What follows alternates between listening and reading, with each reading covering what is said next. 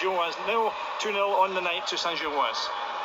Roddy, thank you very much for that. And Roddy Forsyth will keep us up to date with everything that's happening at Ibrox. We're talking about the top end of the Championship. We were talking about Birmingham. Ali Maxwell, Stephen Kelly was saying until they get everything sorted off the pitch, until they have that ownership situation under control, it's very difficult for the club to move forward properly, no matter what the players have in their locker, no matter what John Eustace can do with them. Is one of the issues that needs to be sorted, the strength of the depth of squad. If you look at the starting 11, maybe even a little bit onto the subs bench, it looks good, but scrape any further below that and perhaps it needs strengthening a bit.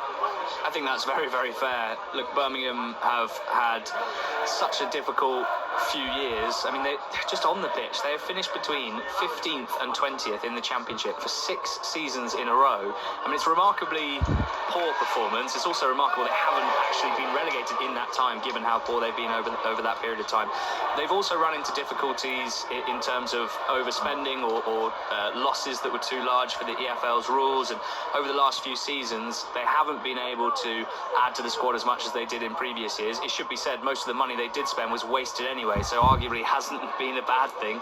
John Eustace has got a good grip on things early on, and they do look very well coached, much stronger than they did certainly for the second half of last season, which should give them confidence.